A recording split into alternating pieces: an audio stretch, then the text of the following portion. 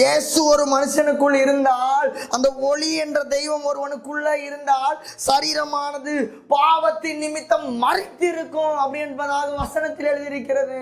உன் சரீரம் பாவத்தை குறித்து தெய்வத்தின் பக்தியை தெய்வ பக்தியை வசனத்தில் எழுதியிருக்கிறதுல, தெய்வ பக்தியின் வேஷத்தை தரித்து அதன் பலனை மறுதளிக்கிறவர்களே, உன் சரீரம் பாவத்திற்கு மறித்திருக்கிறதா? எனக்குள்ள அருள் வந்தது, என்னிடத்தில் தெய்வம் வந்து என்று ஆடுகிறாயே, உன் சரீரம் பாவத்திற்கு மறித்திருக்கிறதா? நீனே இந்த கொஸ்டினை உனக்குள்ள கேளு.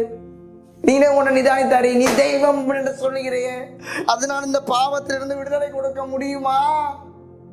என் இயேசு எனக்கு விடுதலை கொடுத்தார், குடியிலிருந்து விடுதலை கொடுத்தார். எத்தனை வாயில சொல்ல முடியாத அத்தனை பாவங்கள் செஞ்சிருக்கிறேன். அத்தனை பாவங்கள் இருந்து என்ன விடுதலை கொடுத்த தெய்வம். ஒரு கூட்டம் துணிகரம், எல்லாம் தெரியும். Who is God? யார் உலகத்தை கிரியேட் பண்ணது?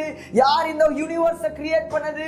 இந்த உலகத்தில் இந்த உண்டாக்கப்பட்டதொன்றும் என்னை இல்லாமல் உண்டாகவில்லை என்று சொன்ன தெய்வம் இயேசு கிறிஸ்து அப்படின்னு எல்லாத்துக்கும் தெரியும். தேவ பக்தியின் வேஷத்தை தரிக்கிறவனே, நீ நியாய தீர்ப்பிலே தப்பிக்கலாம் என்று நினைக்கிறாயோ? பணத்திற்காக, பெயருக்காக, புகழுக்காக உண்மை தெரிந்தும் நீ அதை மறைக்கிறியே.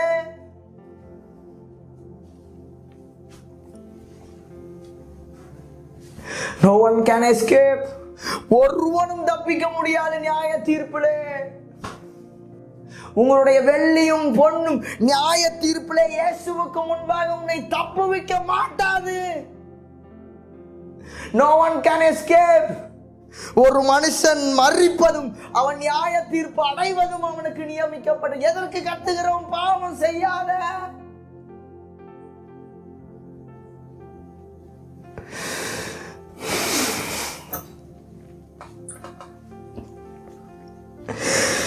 ₹1 பென்சில் திட முதற்கொண்டு யாரா இருந்தாலும் சரி, பாட்டிலுக்கு ₹10 வச்சு விற்கிறவனா இருந்தாலும் சரி, சிஎம்மா இருந்தாலும் சரி, பிஎம்மா இருந்தாலும் சரி, என் டம்பாக இருந்தாலும் சரி, உன் வெள்ளி பொன், உன் டிகிரி, எந்த உலகத்தில் உள்ள மேன்மைகளும் நியாய தீர்ப்பிலே இயேசுவுக்கு முன்பாக உன்னை தப்புவிக்க மாட்டாது.